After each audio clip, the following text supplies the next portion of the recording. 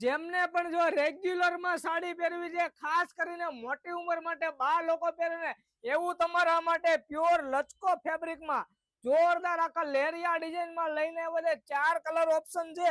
750 ની એક આવશે અને 1400 માં 2 પીસ તમને મળી જશે।